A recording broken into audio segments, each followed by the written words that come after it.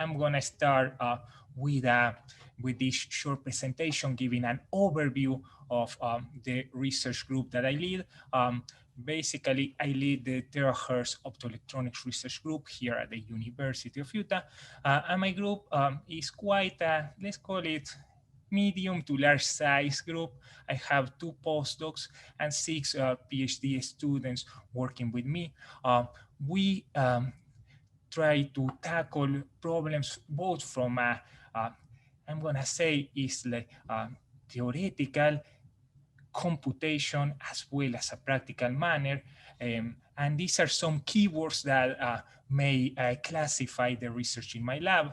Our research lies at the intersection between electronics, photonics, optics, material science, and computing.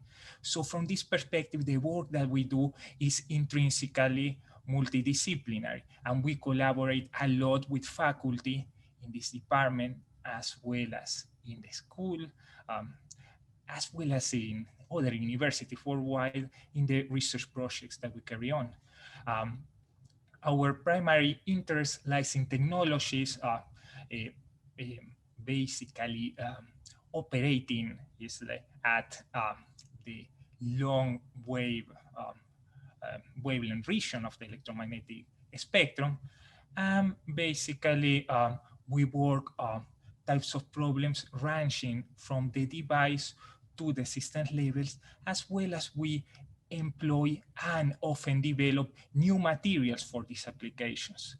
I have a quite sizable research enterprise, and our research is supported by many funding agencies as well as industry. I am all the time looking for new students.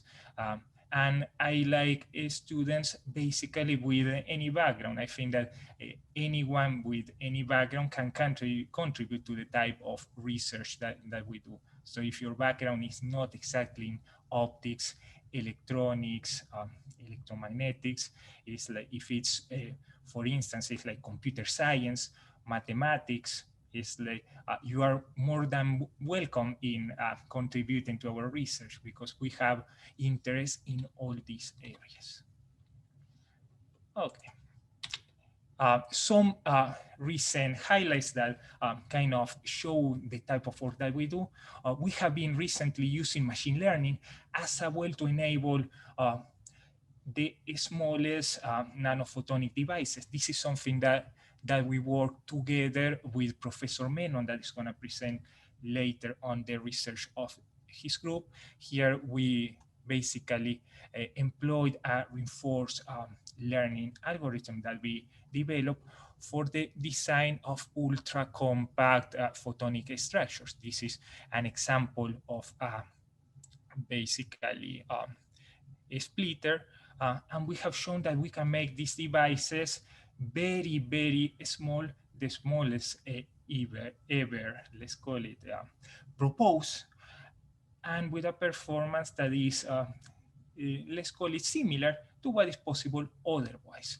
And here we're trying to take this approach and extrapolate it to the design not just of passive but also active devices.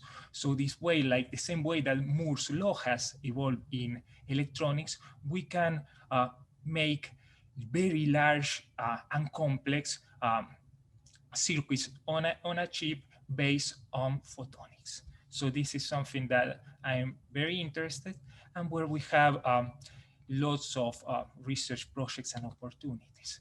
Another aspect where I'm very interested is on fundamental aspects of new materials for all these applications, ranging from RF to optical applications. Here we have been exploring new materials, and an example is cadmium arsenide. This is a 3D Dirac semi-metal, a 3D material that is analog to graphene. And materials like this possess an interesting properties, that is that intrinsically they offer what we call kinetic inductance. This material behaves electrically, is like not just as a conductor, but also provides inductance, and this arises from the electron inertia in this material.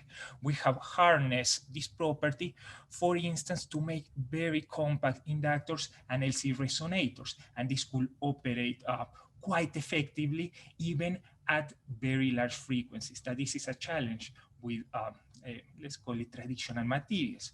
We have also demonstrated that these devices one can alter these properties very fast. And this is something that is very important, for instance, if we want to make active reconfigurable devices based on these materials. So this is a research area where I'm very much interested and where I see that there are lots of opportunities to transform completely the field of electronics and bring it to next levels. Okay, so this is a quick overview, and feel free to contact me if you have interest in my group, our research, and as I mentioned, I'm always looking for talented and motivated students. Thanks.